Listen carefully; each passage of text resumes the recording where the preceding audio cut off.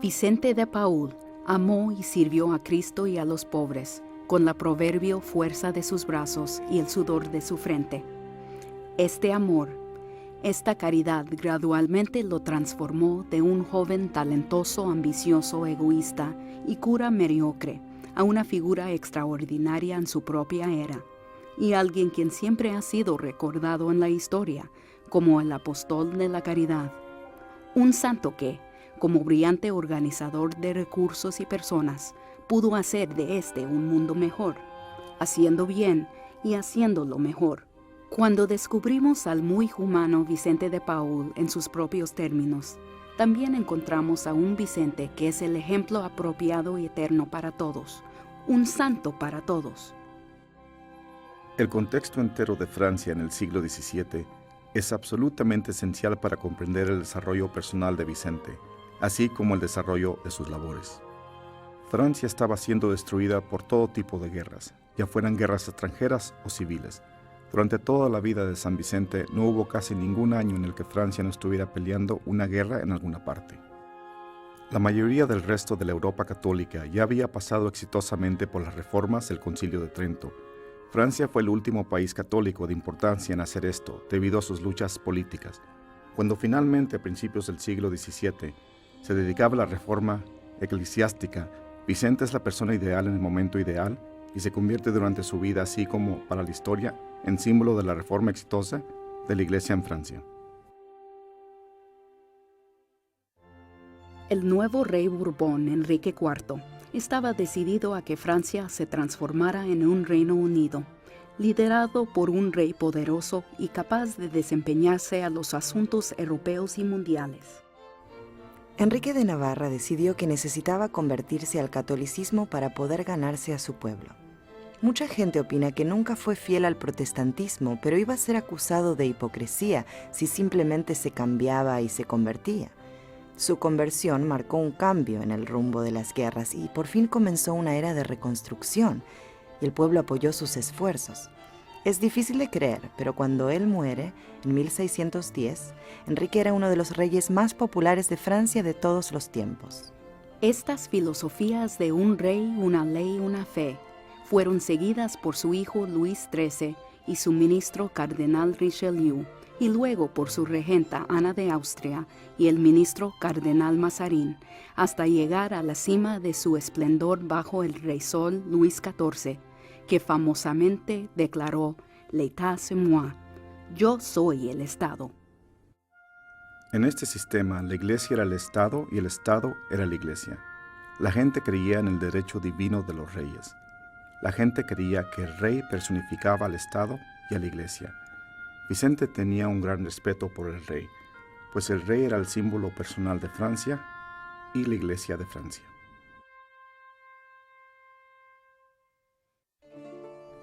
Nacido en 1581 en el suroeste de Francia, Vicente de Paúl provino de una familia campesina de la región de Gascón en la pequeña villa de Puy, cerca de la ciudad de Dax.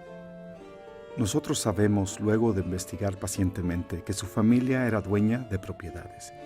Había miembros de su familia que eran de un nivel un poco alto y casi profesional en la vida rural local, y por eso su familia no era considerada extremadamente pobre. Tenían probablemente una casa de 6 cuartos, tenían propiedades, tenían animales. Vicente era un niño normal y creció como un hombre normal. A mí me gustaría imaginarlo a él, por ejemplo, como un joven que iba a bodas, tomaba parte en fiestas, cantaba, bailaba. Bueno, aparentemente no cantaba muy bien, pero él mismo lo admitía. ¿Bailes? ¿Por qué no? Era un joven ordinario que vivía en el campo.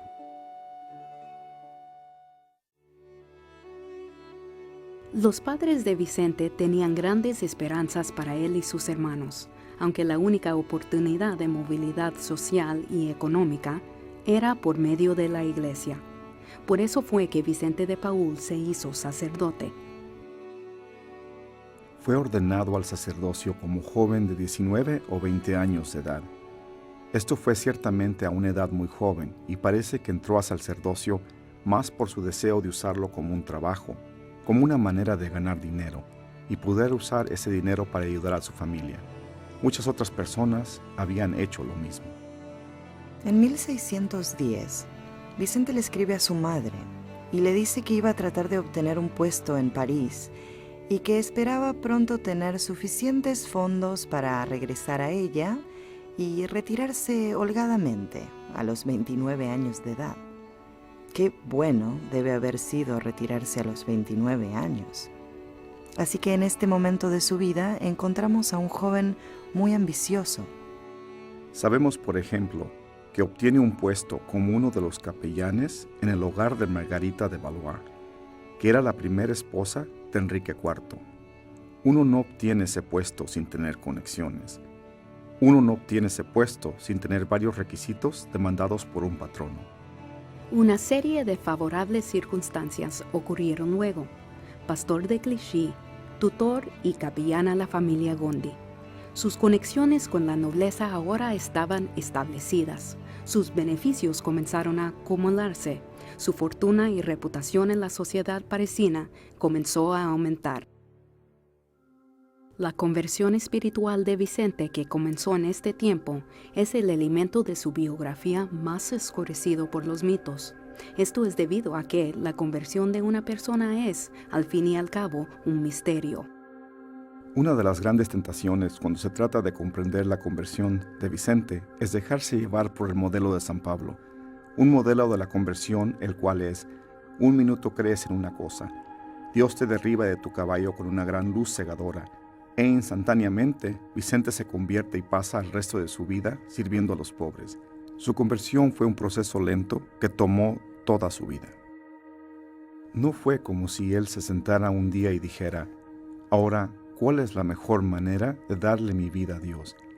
En verdad, reacciona a la gente y a los eventos que veía y dice: Dios me está llamando.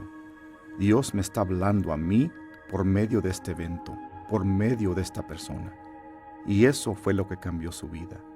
No fue simplemente recostarse y decir: ¿cómo es que Dios quiere que cambie?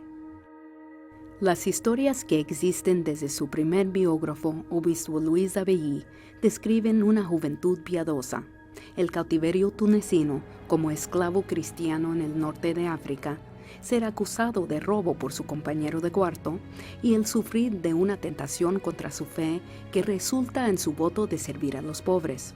Estos alegados sucesos tenían una veracidad cuestionable. Si leemos las cartas de Vicente, podemos ver desde el año de 1607 lo que él escribió a su abogado y cómo le contó la historia de su cautiverio en Barbary, en el norte de África. Y si leen la historia, se puede pensar que es una aventura maravillosa o una gran mentira. Eso no lo sabemos. Sí sabemos que hacia el fin de sus días, él recibió una carta del sobrino del abogado que estaba gozoso de contarle a Vicente que había encontrado estas dos cartas que Vicente había escrito a su tío, y Vicente escribió y le dijo: envíame esas cartas. Desde el momento en que Vicente escribió estas cartas, en 1607, hasta que él escribió pidiéndole por ellas, en francés las llama ces maudites lettres, estas malditas cartas, él nunca habló acerca de este episodio de cautiverio. En muchas ocasiones, los mitos nos pueden ayudar a entender la esencia de una persona, de la misma manera en que ocasionalmente una historia o poema ilustra algo mejor que un libro de historia. Y por eso, a veces, el mito que es creado alrededor de una persona en realidad expresa muy bien un aspecto de su personalidad, aunque no estemos seguros si el evento ocurrió o no. Las diferencias entre el Vicente mítico y el Vicente histórico esencialmente provienen de una perspectiva sobre el Vicente de Paúl, que ha sido formado solo desde los momentos que precedieron su muerte. Luego de su muerte, por personas que están convencidas de su santidad, porque escucharon sus palabras, porque habían visto sus actos. Ellos estaban completamente convencidos que eventualmente la Iglesia iba a reconocer esa santidad con la canonización, y por eso mucha de la temprana historia de Vicente se había ya perdido. Por lo extenso de su vida y mientras retrocedían para tratar de recuperarla, fue que encontraron esas lagunas. Las llenaron ellos con esta proyección de santidad. Vicente creció en su santidad de principio a fin y cuando se proyecta en retroceso se pierde la esencia de cómo en realidad él se convirtió en un santo.